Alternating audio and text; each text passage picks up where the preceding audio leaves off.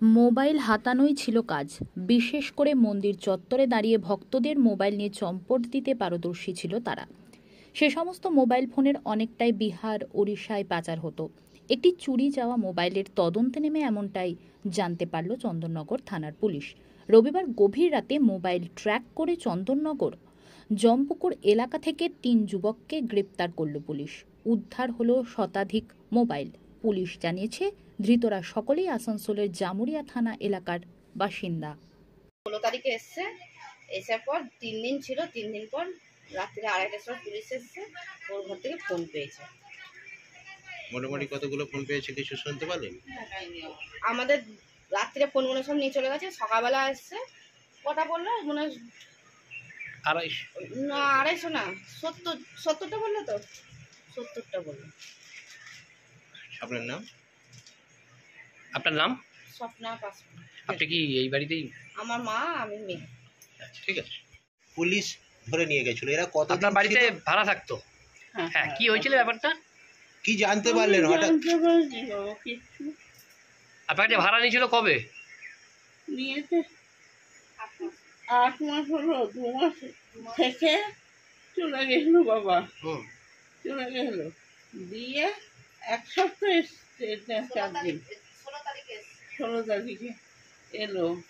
এসে আমি বলছি বাবা 2 দিন ভাড়া, আমার ভাড়া দে, ওষুধ কিনবো আর কিনবো। 1000 টাকা এনে 3 দিন পরে 1000 টাকা দিল। কত টাকায় ভাড়া ছিল? 2000 টাকা প্রতি মাসে 2000 টাকা। এর মাঝখানে 6 মাস আর পয়সাও দেয়নি? পাইনি পয়সা। অথচ চাবি দিয়ে চলে গেছিল। চাবি ওর মাথায় দরজার মাথায়। এসে দেখলেন পুলিশ এখানে মোবাইলের একটা পুলিশের কাছ থেকে কি জানতে পারলেন? পুলিশের কাছ থেকে কি ঘটনা জানতে পারলেন? যে এরা কারা, কি একটা কিছু শুনলেন তো পুলিশ, যে কেন এদের পুলিশ তুলে নিয়ে গেল, সেটুকু একটু গল্পটা বলুন।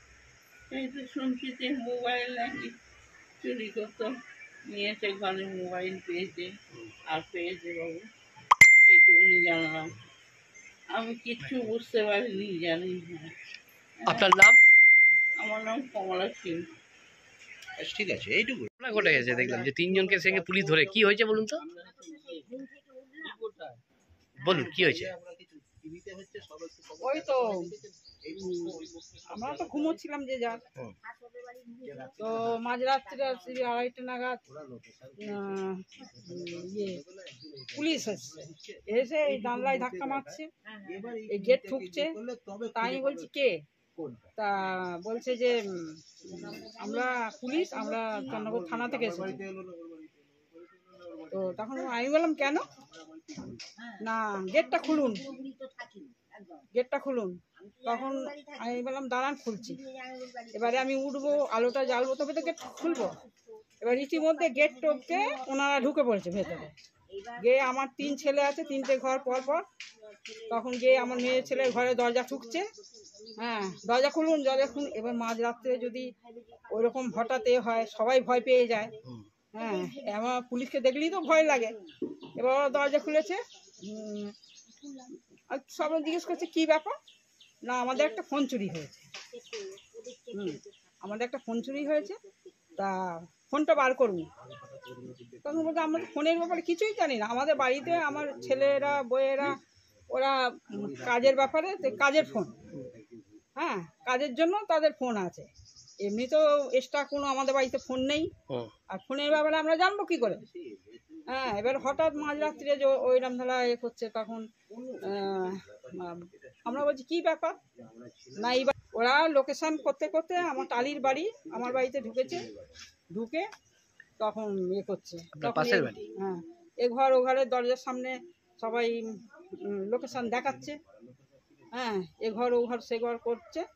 তারপরে এই পাশে ওদেরও ঘরে দেখাচ্ছে জানলা দিয়ে লোকেশন।